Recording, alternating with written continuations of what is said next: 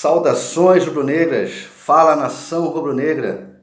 Eu sou o Jorge Chianelli, o criador e o fundador do grupo O Mais Querido do Mundo. Estamos aí de volta para mais um bate-papo com mais um grande ex-jogador que passou pelo nosso Mengão, vestiu o nosso manto e esse foi campeão da Copa do Brasil, 1990.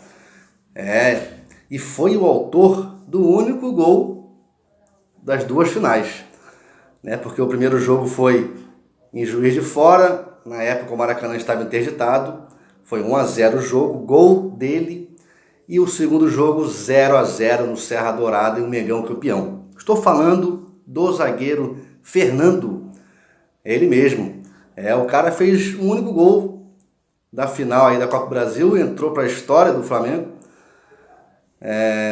Na época um título inédito da Copa do Brasil, então ficou na história aí do Mengão, o grande Fernando. E peço a vocês que sigam ele lá no Instagram, Fernando Matos Oficial.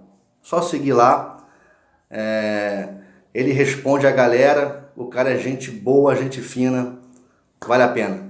Valeu, gente. Então é o seguinte, eu perguntei ao Fernando, na verdade eu não perguntei, eu pedi para o Fernando falar um pouco do início da carreira dele e como foi a chegada dele no Flamengo, no mais querido do mundo. E pedi para ele falar um pouco do jogo contra o Goiás, falar do gol que ele fez e pedi para o Fernando também falar um pouco da depressão que ele teve, que ele conseguiu sair dessa, né? Hoje é uma doença aí que está pegando muita gente, então eu pedi para ele falar e explicar como ele saiu dessa. Para você que sofre com isso, ou já sofreu, vai saber do que eu estou falando, vai saber do que o Fernando vai falar, né? Então vale a pena assistir, galera. Valeu? Então tamo junto aí, fica aí com o vídeo, fica até o final que você vai gostar. Um abraço do amigo aqui, Jorge Chianelli, tamo junto. Fala, Fui. Jorge Chianelli, tudo bom, querido? Obrigado pelo convite, para a gente contar um pouquinho da nossa história no futebol, principalmente no nosso querido Flamengo, onde eu tive a grande felicidade de ser campeão da primeira Copa do Brasil, invicto. E antes de a gente chegar lá, fazer um breve resumo da minha carreira. Aqui quem está falando, para os teus seguidores e para a nação rubro-negra é o Fernando, o zagueiro Fernando, autor do gol do título dessa primeira Copa do Brasil invicto. Isso é bom deixar registrado porque, se eu não me engano, é o único clube que ganhou invicto essa Copa. Mas vamos lá. Eu começo a minha vida profissional desde sempre jogando bola, uma família humilde, desde meus 10 anos jogava bola. Era do interior de São Paulo, de José Bonifácio, e vim morar em Santos com uns 12 anos. E aqui eu começo as minhas atividades já em equipes profissionais. Fui fazer um teste na Polícia Santista, passei, né? E eu era meio atacante. Eu nunca joguei de zagueiro. E era um dos bons, viu, meu amigo? E fazia muitos gols também. E aí vocês vão entender por que na minha carreira eu sempre tive muita facilidade para, quando eu de frente para o gol, de não perder as oportunidades. Aí, num determinado, já com meus 17, 18 anos, na equipe de júnior, eu fui fazer o profissional, o seu Filpo Nunes era treinador profissional da Polícia Santista, precisava de um zagueiro e um lateral direito. E o Balu, que jogou comigo aqui na Portuguesa, depois jogou na Cruzeiro, Ferroviária, Seleção. O Balu foi lá para treinar com eles e o zagueiro nosso lá não se prontificou. Eu não perdi a oportunidade. Falei para o seu Lavo, me dá uma oportunidade aí que a gente encara. Ele falou, pô, eu é atacante. Eu falei, não tem problema, seu Lavo. Eu já tinha um corpo privilegiado e fui treinar com o profissional. Cara, eu sempre fui uma pessoa muito determinada na minha vida, eu não deixava perder oportunidades. E no treino, eu arrebentei com o treino, cara. Fiz um treino da minha vida, que eu chamo. E assim sempre foi a minha carreira inteira. E em seguida o treinador profissional me colocou de zagueiro, pediu ao Solal que eu já começasse a treinar lá no profissional. Veja como as oportunidades da vida surgem e a gente não pode perder. E, e assim começo a treinar meu profissional, me profissionalizei em 82, e um ano e meio depois já o Santos, que é aqui próximo, né? Eu moro aqui em Santos, e a Portuguesa Santista do Santos dá 500 metros, é próximo, é 1 quilômetro no máximo. E o Santos veio e me contratou. Eu já chamava atenção das grandes equipes, né, do futebol brasileiro. E aí o Santos veio e me contratou. E cara, imagina que de uma noite para um dia você estava lá com o Serginho, João Paulo, Pita, Paulo Isidoro, Rodolfo Rodrigues, Márcio, Toninho Carlos. Só fera, cara. E há pouco tempo atrás eu estava lá na arquibancada vendo esses caras jogar, cara. Mas o meu destino sempre foi estar no campo. A minha história, essa emoção do torcedor, quando jovem, eu senti o quanto o torcedor é apaixonado, né, pelos seus ídolos e pelo seu clube. E só que a minha história não era de arquibancada, a minha história era para campo. E aí, já no primeiro ano, em 84, nós fomos campeões paulistas, meu primeiro título. E com o Santos, eu fui campeão da Copa Kirin Cup no Japão, no torneio na Espanha, e esse título paulista de 84. Que, infelizmente, eu era a reserva, né, do Márcio Toninho Carlos, eu tinha 21 anos. Eu estava começando, tudo era novo para mim. O Márcio e o Carlos eram dois jogadores da seleção brasileira, do Parreira. Só que eu vinha jogando titular na reta final do Campeonato Paulista. E o Castilho, que era o nosso treinador, no jogo de final contra o Corinthians, decidiu colocar um time mais experiente. E eu não aceitei muito aquilo, cara. Eu tinha uma personalidade muito forte. Bom, fomos campeões paulistas. Após o título, os dirigentes estavam encerrando o meu contrato, eles queriam renovar o meu contrato, e eu falei para eles que eu não vim aqui para o Santos para ser. Eu não vim para o Santos para ser reserva. Não que eu quisesse impor a minha titularidade. Mas eu queria jogar bola, cara. Eu não me contentava com um banco. Apesar de respeitar muito meus companheiros e a decisão dos meus treinadores. Só que eu já tinha ganho a posição, né, cara? Aí te tira da final, aquilo ali me deu um gelo no Santos. Mas eu lamento porque eu gostaria de ter ficado muito mais, feito uma carreira muito melhor, muito maior aqui no Santos. Enfim, eu não renovei meu contrato e aí aparece a oportunidade de eu ir para o Rio de Janeiro emprestado ao Vasco. E eu não pensei duas vezes, né? E o Vasco, por mais que... É o Vasco, né, meu amigo? Time grande também.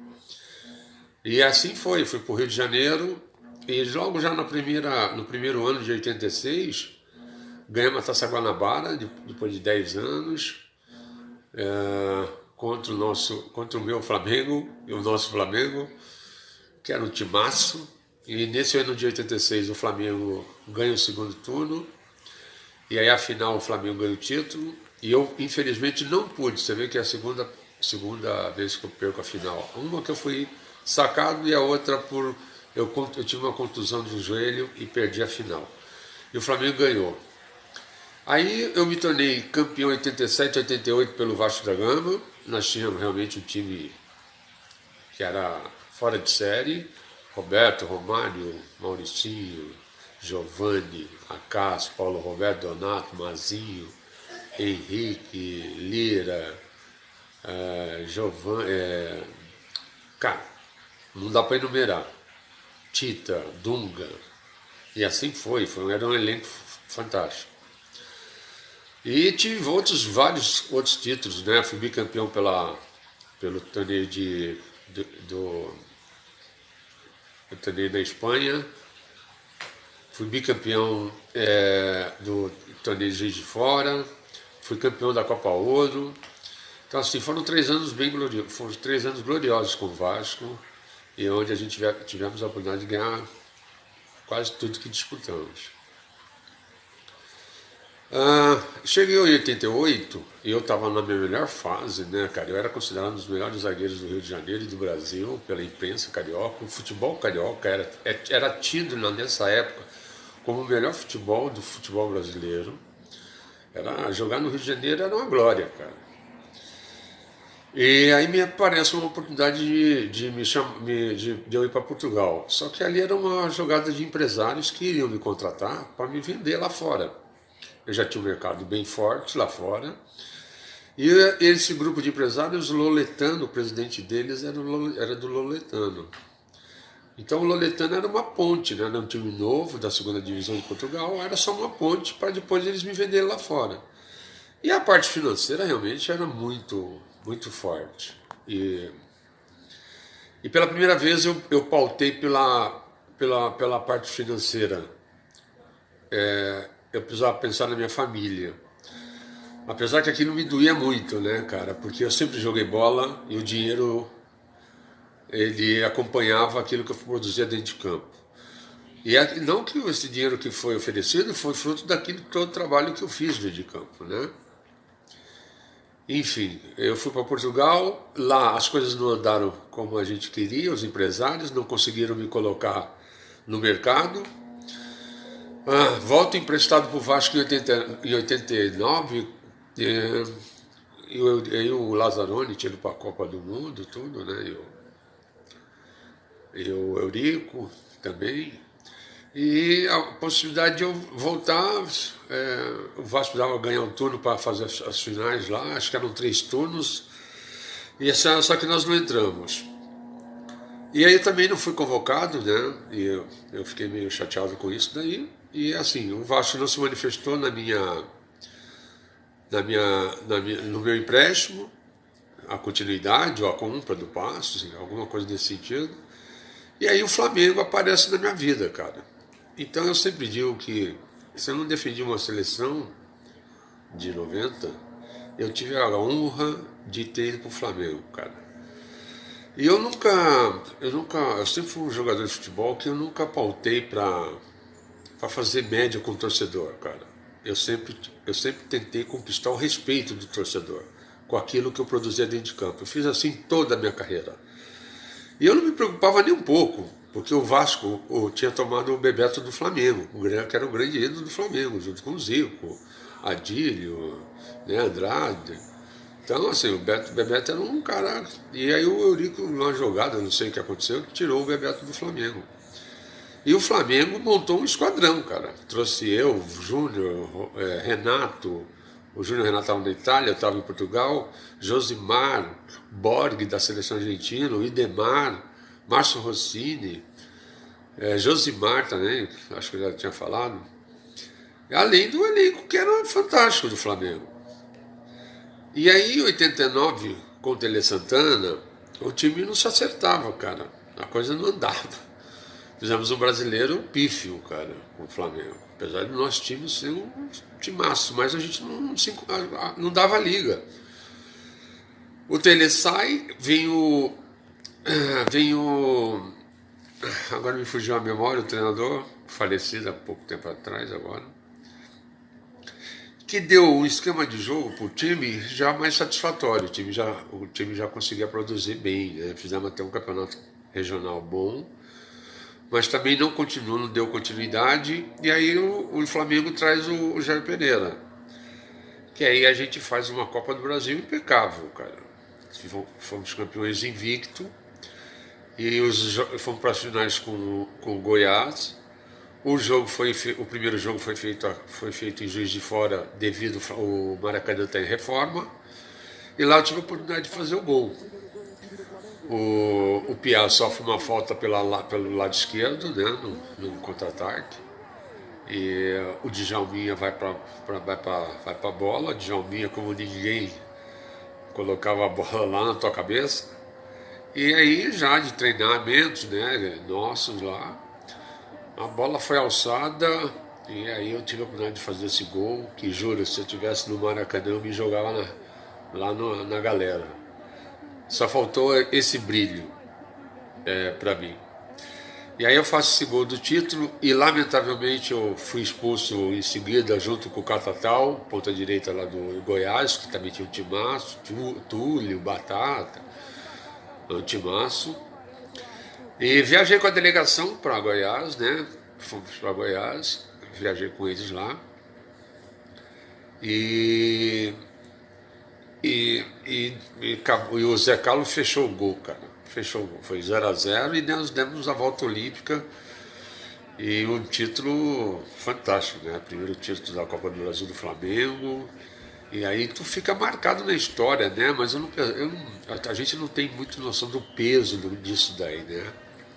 Hoje sim, né? Hoje a gente tem aí de 90 para cá, já tem 30 anos.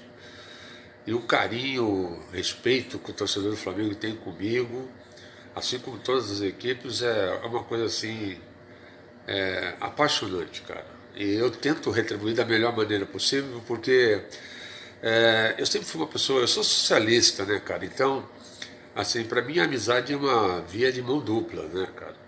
Enquanto jogador, tudo bem, a gente tá lá para produzir, a gente entende a paixão, o torcedor confunde a emoção com a razão.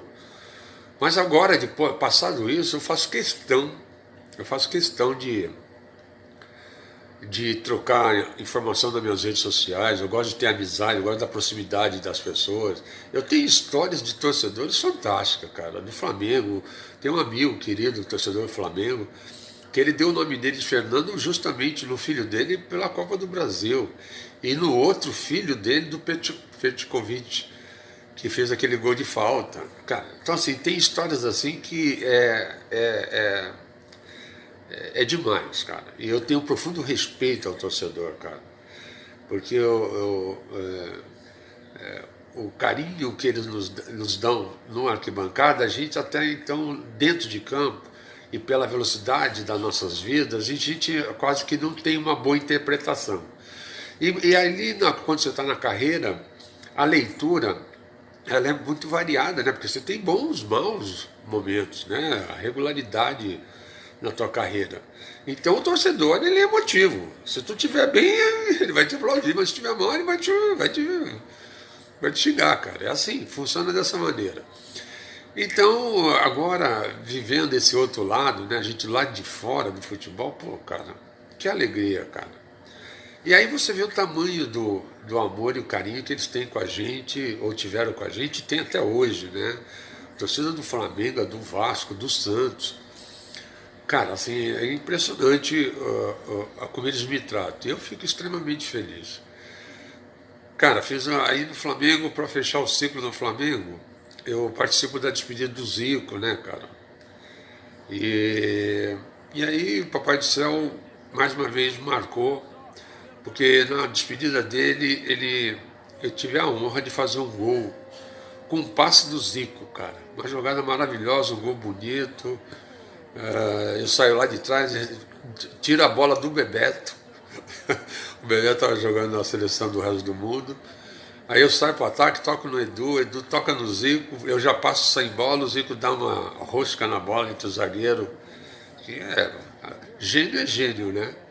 Eu já sabia que se eu passasse, eu ia receber. A hora que ele recebe, ele já vira o corpo e já me coloca na cara do gol.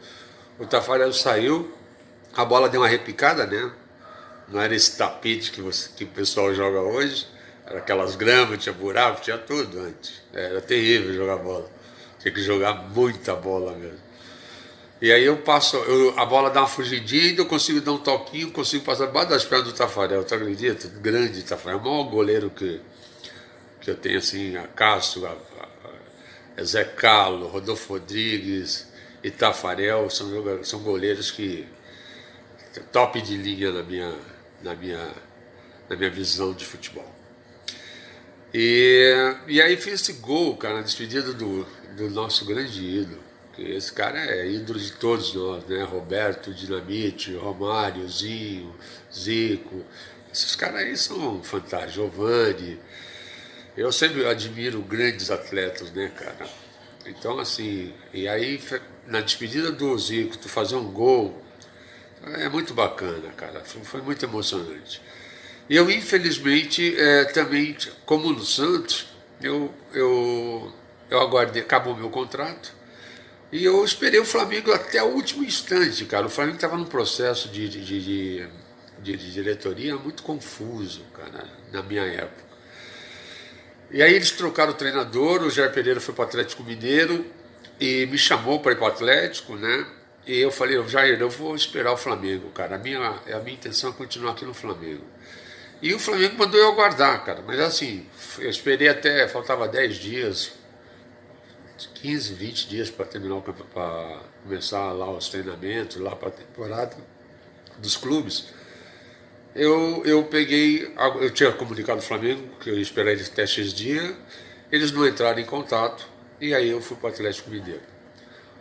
E assim foi minha passagem pelo Flamengo, uma passagem fantástica, cara. Aí eu vou jogar no Atlético Mineiro, fomos à semifinal do Campeonato Brasileiro de 91, vou para do Atlético, vou para o Guarani, jogo na Portuguesa, e encerro a minha carreira em 96, pela Portuguesa Santista. Eu já tinha parado em 94. Aí o clube pediu uma ajuda lá, porque eles estavam com uma dificuldade financeira enorme, como sempre, né? Sempre foi assim. A Portuguesa Santista, desde a minha saída, era a segunda divisão. E eu voltei na segunda divisão. E eu fui dar uma força. Eu, Balu, Toninho Carlos, jogadores mais experientes, mesclado com alguns atletas. E aí nós levamos o time à primeira divisão. Olha que glória, cara. Então por isso que eu digo que a minha história de vida é maravilhosa. A minha história de futebol é maravilhosa, cara. Porque eu começo e encerro no mesmo clube, dando o título maior que é a conquista do acesso à primeira divisão do futebol paulista aqui do Brasil. E assim encerra a minha carreira. Depois comecei a fazer todos os meus... Eu queria continuar no futebol, como queria ser treinador. Começo o meu trabalho de teoria, né, de estudos e tudo mais, de experiências, de organização, fazendo auxiliar do Orlando Lelé, depois do Basílio, na própria Portuguesa, aqui em Santos. E aí, no mesmo tempo, eu comecei a criar. Eu sou um cara idealista. Eu queria mais para a Portuguesa. Eu queria colocar a Portuguesa na primeira divisão. Eu queria fazer a Portuguesa um time muito maior do que ela era. E aí eu montei uma empresa, terceirizei toda a base, mas não consegui pegar o profissional. E aí eu trabalhei mais 8 anos no departamento de base. E aí eu falei, bom, não, agora chega, vou voltar para o meu trabalho, que eu quero ser treinador de futebol. Tirei um ano para dar uma folga, né, para descansar, cabeça, plumar, se organizar e ir em busca dos meus objetivos, que era ser treinador. E de repente, meu amigo, do nada, e aí é uma coisa bem séria, e agora que nós vamos falar, um pouquinho só, é sobre a depressão. Eu comecei em casa, não querer sair mais, estava, sabe, processos assim, você não consegue, você não entendeu o que está acontecendo. Eu só fui entender o que estava acontecendo 3 anos depois que a coisa chegou ao ponto de, assim, eu já não me sociabilizava com ninguém, não queria mais sair da minha casa, não atendia de celular, do nada, e tu não consegue explicar isso. E isso não tem nada a ver com o futebol, porque eu já tinha parado há 12 anos. Era assim, surgiu, acho que o copo transbordou e a gente não percebe. E não é uma tristeza, um aborrecimento, nada do cotidiano que tu não resolva. É uma tristeza profunda e você não consegue. A mente fica produzindo isso 24 horas em você. E aí você não consegue ver, falar com ninguém. Foi terrível, muito terrível. E eu só fui dar conta disso, que eu estava doente, 3 anos, cara. Eu fiquei aqui em casa, na minha casa, não saía. Aí procurei um médico, um psiquiatra, e aí sim fui entender todo o processo que eu estava vivendo. Era uma baita de uma depressão. E começo meus tratamentos, tratei 2 anos com medicação. Então, quer dizer, ela me roubou da minha vida 7 anos. Eu tive que parar com tudo, absolutamente tudo. Eu tinha que cuidar da minha pessoa. Então, eu fiz 2 anos de tratamento com medicamentos. E agora eu já estou indo para o 2º ano sem nenhum remédio. A minha briga é com ela. Ela não vai me vencer, cara. Ela foi o meu maior adversário que eu enfrentei na minha vida. E todos que eu enfrentei, eu consegui ter bons resultados. E não é ela que queria tomar isso de mim.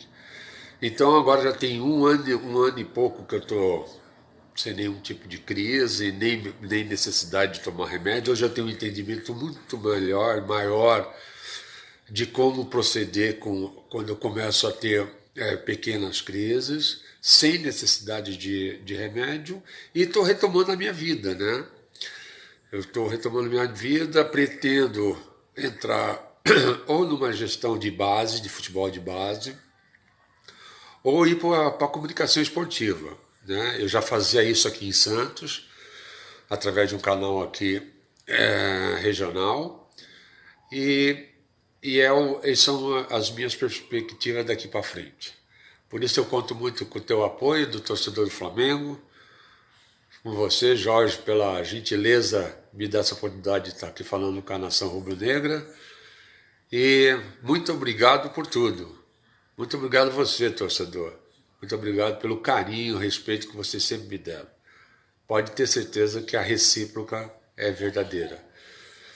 Ao mais querido do mundo, o canal do meu querido Jorge Chanelli, muito obrigado, Nação Rubro-Negra. Saudações.